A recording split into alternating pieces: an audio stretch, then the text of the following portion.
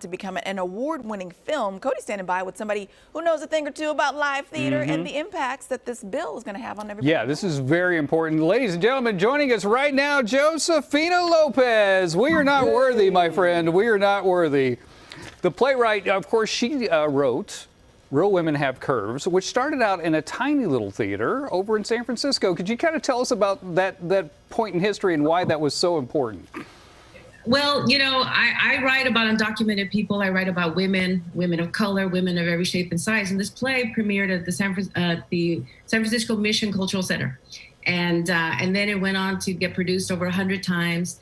And I couldn't get my play produced in Los Angeles. And that's why I started my small theater in LA. And this is why I'm here, is because small theaters need your support. And this bill, SB 805, needs to be approved because due to COVID and a bunch of other things that are going on, you know, we haven't been able to run. Most theaters are closed. Right. And we're actually going to do a 30-year anniversary of my play at the San Francisco Playhouse, and we had to close because of COVID. But with 805, it's a relief act for performers so that theaters can have enough money to pay their performers, because there was a thing called AB 5, which was a bill that was meant to curb like Uber and corporations that were exploiting a lot of employees or not paying them, making them independent contractors. So they passed this bill, and now this bill is affecting all the theaters, because now all small theaters have to hire actors as employees, and actors are not regular employees. You know, people do the theater because it inspires people, because it inspires them. It's not a regular job. So with this bill, theaters will get funding, especially small theaters, so that we can pay actors as employees, you know, because most theaters would love to pay actors what they really deserve, but most theaters can't. And small theaters are really important because we tell the stories that mainstream theaters won't tell. You know, if it's not about a white guy who's at the center of it all, most big theaters aren't doing our stories. So a lot of small theaters represent people who've been ostracized, marginalized, and that's why it's important. So anyway, so that's my story.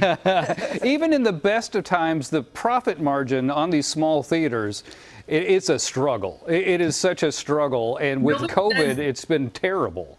Nobody does theater, especially nonprofit small theater, 99-seat theater, to get rich. We do it to improve our community, because our client is our community, the audiences, because we are here to inspire.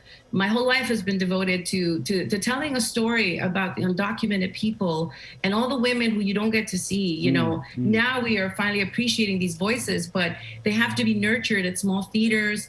And that's the job, you know, that we do, is we nurture the future talent of America. And this is why we need the support for small theaters. It is truly incredible, you know, just the amount of talent that have come out of small theaters like this. I mean, like, clearly you, but I mean, America Ferrara, you know, her career was launched, you know, it is just amazing. And if we don't have these anymore, what are we going to do? And a lot of amazing stories start in small theaters that then become Oscar-winning films. Or, you know, for instance, One Night in Miami started out as a play that became a movie that's now up for 3 Oscars.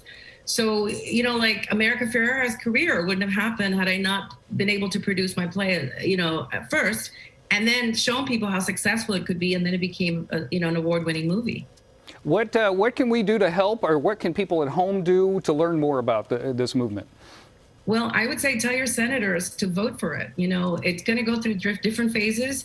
So please tell them to vote and support it, because artists, especially right now, need your support. You know, everyone says, oh, the arts aren't important, but what did you do when you were stuck at home? You watched Netflix, you read books, you basically benefit from the work of artists. Artists are so important and essential. We are essential workers to the soul. So you need to support us. Call your senator, call your representatives, and tell them, please pass this bill. Artists should get paid what they deserve.